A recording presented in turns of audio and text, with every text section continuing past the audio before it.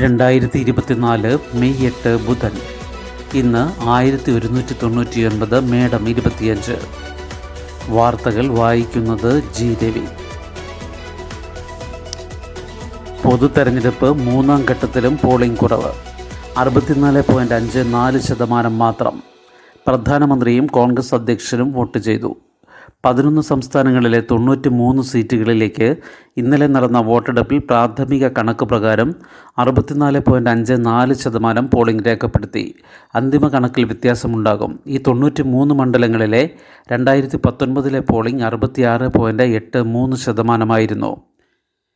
ലോക്സഭാ തെരഞ്ഞെടുപ്പിൻ്റെ മൂന്നാം ഘട്ടമാണ് ഇന്നലെ കഴിഞ്ഞത്. ആദ്യ 2 ഘട്ടത്തിലും പോളിംഗ് മുൻപത്തേക്കാൾ കുറവായിരുന്നു. ഇനി 4 ഘട്ടങ്ങൾ കൂടിയുണ്ട്. വോട്ടെണ്ണൽ ജൂൺ 4-ന്. അസം, ഛത്തീസ്ഗഡ്, ഗോവ, ഗുജറാത്ത്, കർണാടക, ദാദ്ര നഗർ ഹവേലി, ദാമൻ ദിയു എന്നിവിടങ്ങളിൽ ഇതോടെ പോളിംഗ് പൂർത്തിയായി. പ്രധാനമന്ത്രി നരേന്ദ്രമോദി, ആഭ്യന്തരമന്ത്രി അമിത്ഷാ, കോൺഗ്രസ് അധ്യക്ഷൻ മല്ലികാർജ്ജുൻ ഖർഗെ എന്നിവർ ഇന്നലെ വോട്ട് ചെയ്തു. അമിത്ഷാ മത്സരിക്കുന്ന ഗാന്ധിനഗർ മണ്ഡലത്തിൽപ്പെട്ട അഹമ്മദാബാദിലെ ബൂത്തിലായിരുന്നു മോദിയുടെ വോട്ട്. അമ്മയില്ലാതെ ആദ്യമായാണ് വോട്ട് ചെയ്യുന്നതെന്ന് മോദി പറഞ്ഞു. ഹരിയാന സർക്കാർ തുലാസിൽ 3 സ്വതന്ത്ര MLA-മാർ പിന്തുണ പിൻവലിച്ചു. ഭൂരിപക്ഷം നഷ്ടമായി. കോൺഗ്രസിനൊപ്പമെന്ന് നിലപാട് മാറ്റിയ MLA-മാർ. ഹരിയാനയിൽ BJP സർക്കാരിനുള്ള പിന്തുണ 3 സ്വതന്ത്ര MLA-മാർ പിൻവലിച്ചു. നായബ് സിംഗ് സൈനിയുടെ നേതൃത്വത്തിലുള്ള സർക്കാരിന് ഇതോടെ ഭൂരിപക്ഷം നഷ്ടമായി. 3 സ്വതന്ത്ര MLA-മാരും ഈ വർഷം അവസാനം നടക്കുന്ന നിയമസഭാ തെരഞ്ഞെടുപ്പിൽ കോൺഗ്രസിനെ പിന്തുണയ്ക്കുമെന്ന് വ്യക്തമാക്കി. ഈ മാസം 25-ന് ഹരിയാനയിലെ 10 ലോക്സഭാ മണ്ഡലങ്ങളിൽ വോട്ടെടുപ്പ് നടക്കാനിരിക്കെ സർക്കാരിന് ഭൂരിപക്ഷം നഷ്ടപ്പെട്ടത് BJPക്ക് വലിയ തിരിച്ചടിയായി.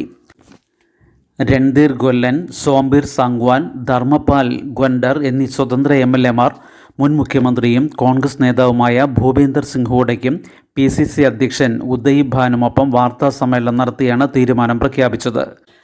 മറ്റൊരു സ്വതന്ത്ര MLA-ആയ രാകേഷ് ദൗലത്താബാദും ഒപ്പമുണ്ടെന്നും ചില അസൗകര്യങ്ങൾ കാരണമാണ് പ്രഖ്യാപനത്തിന് എത്താതിരുന്നതെന്നും സാങ്വാൻ പറഞ്ഞു.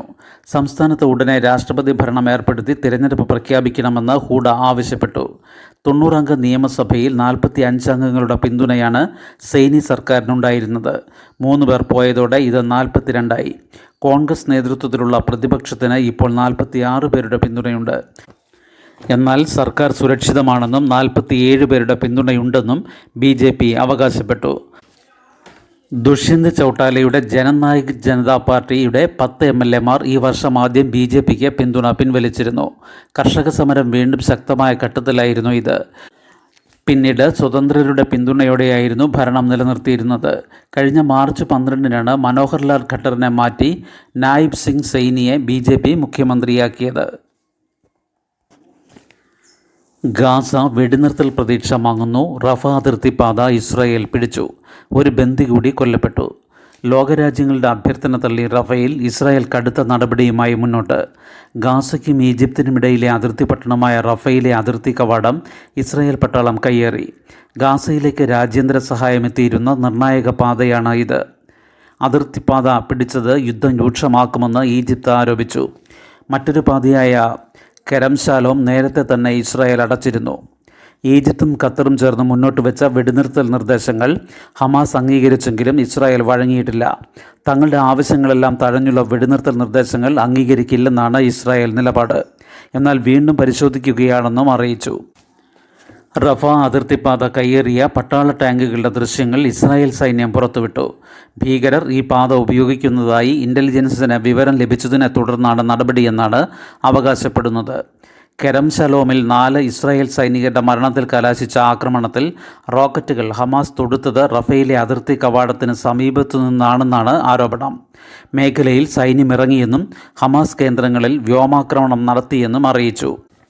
റഫ ആക്രമണവും പാതയടയ്ക്കലും മാനുഷിക ദുരന്തമായിരിക്കുമെന്ന് UN secretary general Antonio Guterres ഇസ്രായേലിനെ ഓർമ്മിപ്പിച്ചു. ഇതിനിടെ ഇസ്രായേൽ ഷെല്ലിങ്ങിൽ പരിക്കേറ്റ 70 വയസ്സുകാരി ബന്ദി ജൂഡി ഫെൻസ്റ്റൻ മരിച്ചതായി ഹമാസ് അറിയിച്ചു. മറ്റൊരു ബന്ദിക്ക് ഗുരുതര പരിക്കേറ്റിട്ടുണ്ട്. വടക്കൻ ഇസ്രായേലിലെ മുതുലയിൽ സൈനിക താവളത്തിനു നേരെ ഹിസ്ബുല്ല ഡ്രോൺ ആക്രമണം നടത്തി. 2 ഇസ്രായേൽ സൈനികർ കൊല്ലപ്പെട്ടു.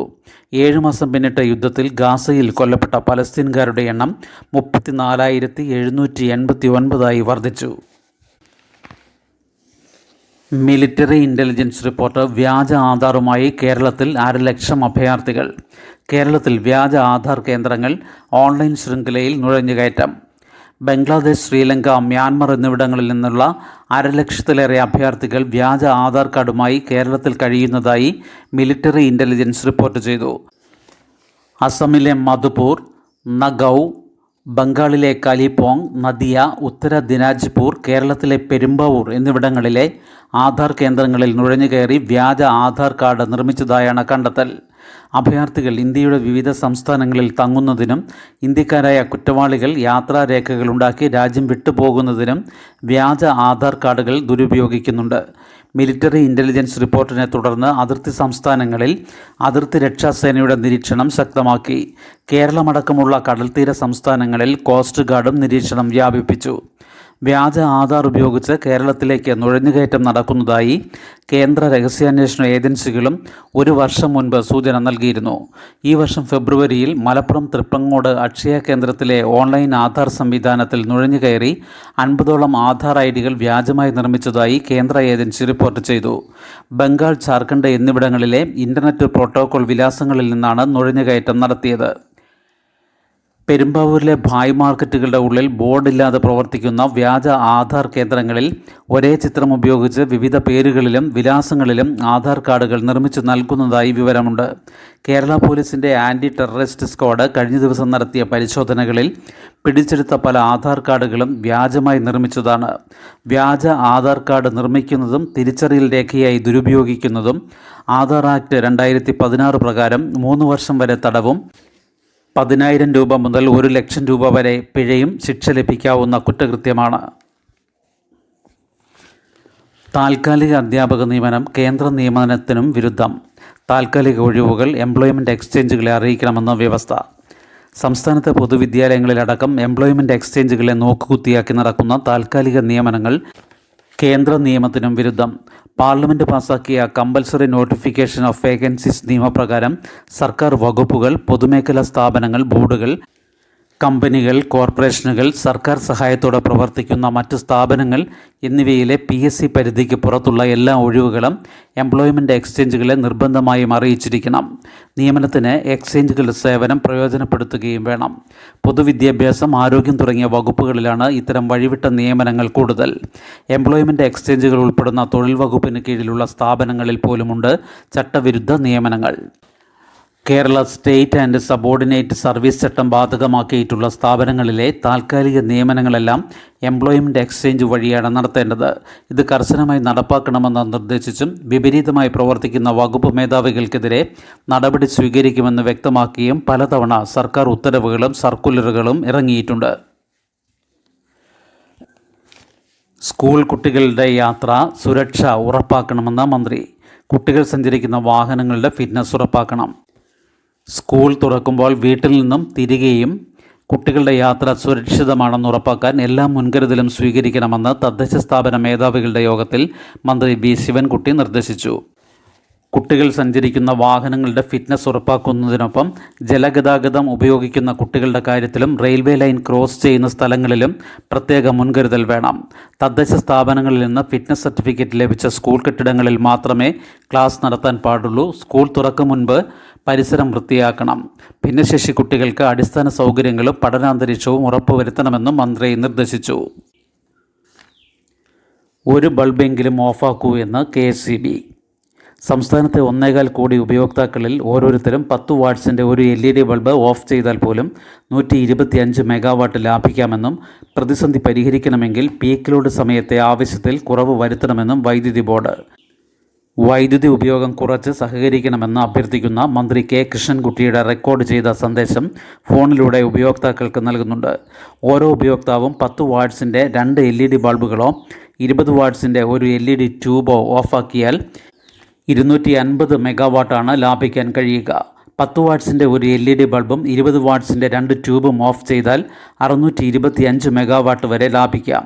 തിങ്കളാഴ്ചത്തെ വൈദ്യുതി ഉപയോഗം 11.02419 കോടി യൂണിറ്റും പരമാവധി ആവശ്യം രാത്രി 10:43 5720 മെഗാവാട്ടുമായിരുന്നു. വൈകുന്നേരം 6 മണി മുതൽ രാത്രി 12 മണി വരെ ഉപയോഗം കുറച്ചാൽ പീക്ക് സമയത്തെ ആവശ്യത്തിൽ 11% കുറവ് വരുത്താൻ കഴിയും. പ്രതിസന്ധി സംബന്ധിച്ച് വൈദ്യുതി ബോർഡിലെ സർവീസ് സംഘടനാ നേതാക്കളുമായി ഇന്ന് 11-ന് മന്ത്രി കൃഷ്ണൻകുട്ടി ചർച്ച നടത്തുന്നുണ്ട്. ശുഭദിനം. നന്ദി.